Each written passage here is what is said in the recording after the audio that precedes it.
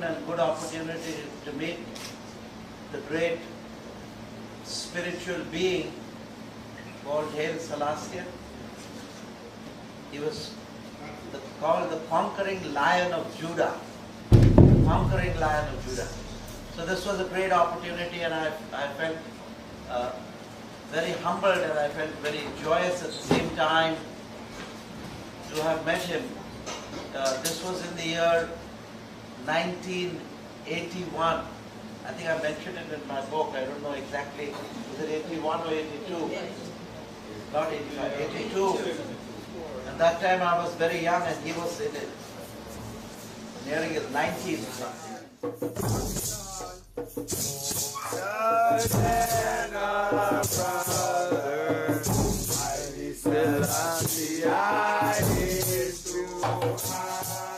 It was a great experience to meet such a spiritual being. He was not an ordinary being, he was a spiritual master.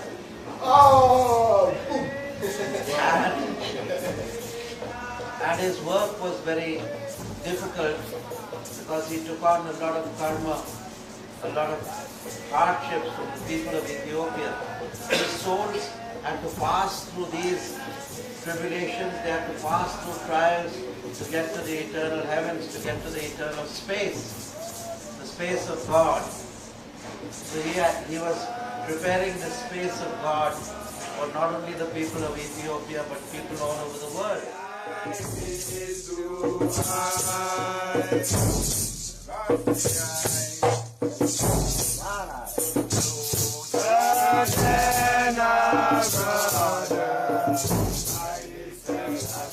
Moses' time, even before the time of Moses, the Ethiopian culture was one of the highly civilized cultures in the world, along with the Indus Valley civilization and the Saraswati civilization of India.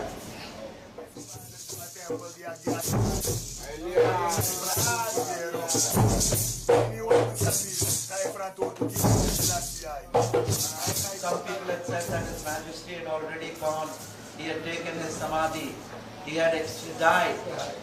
That was the rumors. But some people, the Rastafarian people and other people, that feel that he came back from his body, because I met him in 1982 and he was declared dead in 1970, sometime in 1970, right? 1975. And I met him in 1982. That means, like the Christ, he has either risen from the dead. So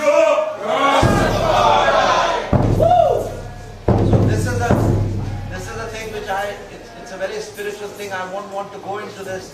I'm going to leave it to you to contemplate and see what this great master had done. And that he was there and he expressed to have a fire ceremony. So that time he was nearing 100. He was well over 90.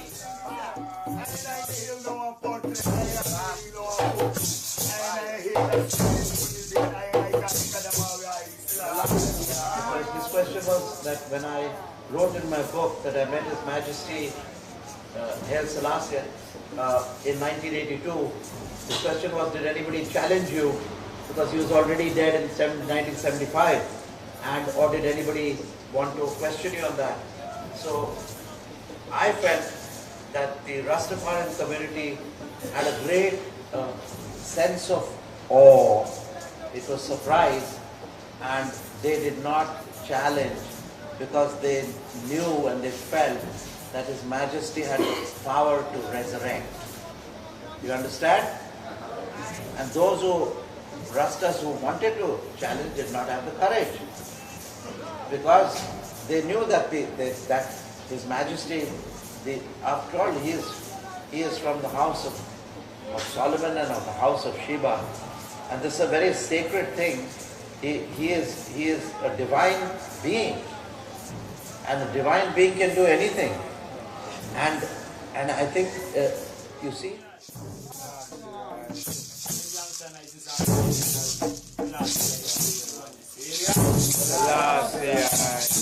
The mind of different different people are different. So the mind in Africa is more open.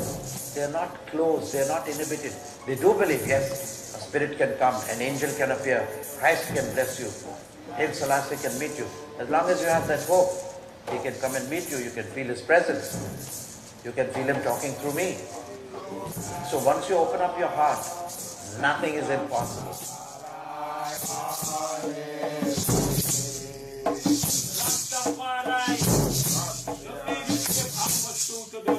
Nothing is impossible. God is not impossible. Only the stupid mind is impossible, which keeps tripping over its own doubts. And then ultimately, if the mind keeps doubting, it gets analysis, paralysis, and dies. The moment your mind dies, God appears. God is no mind. God is. And when the mind disappears, God appears. As long as the mind is there, God chooses to be in the background. Because the mind is ego. It's piping up all the time and trumpeting its own glory. I did this and I did that and I went here and I went there.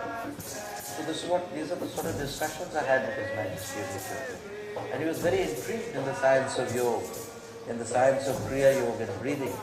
And he practiced it. And when he practiced it, he saw the result also. He is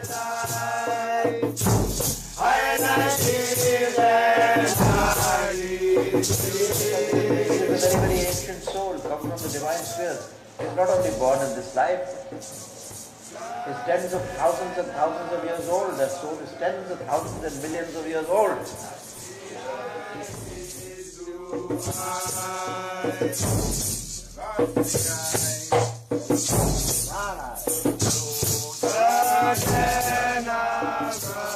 Definitely he is such a power that if you invoke him in meditation, he can come. He is more than an ordinary soul. This is the message which all of you are aware of.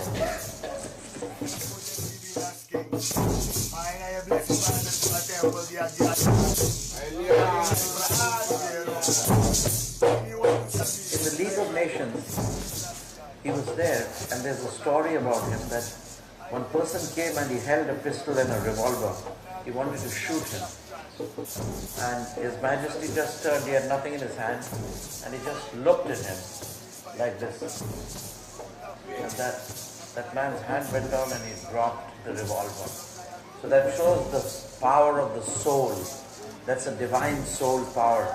No ordinary person can do that. That is one of the most powerful things. To change within a split second an aggressive person and change him into a docile person and later a friendly person is, I think, a great miracle. And one of the greatest miracles ever performed on a public platform. So I was very impressed with this. And there are many stories of this which are so ancient. But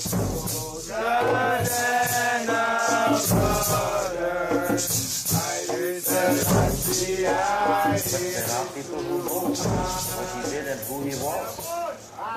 And certainly one of the great gifts to humanity.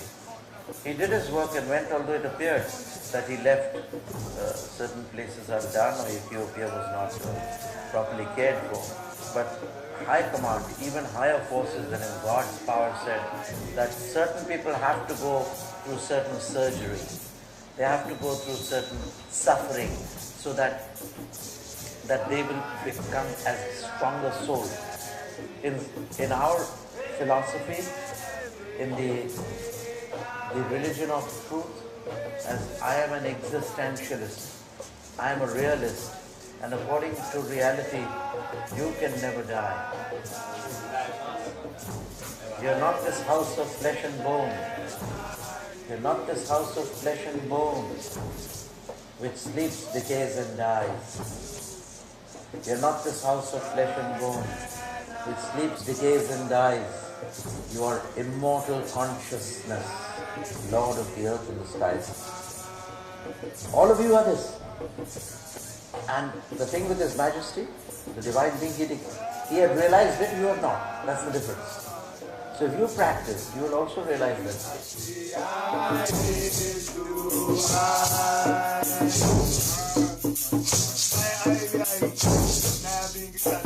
Ethiopia will come up on the world scenario. Yeah, because the souls who are there will always be there. They keep changing, you know. They keep changing their outer coats, their bodies. But the inner man is the same. The inner person is always the same. And if you practice spiritual techniques, you can get to spiritual.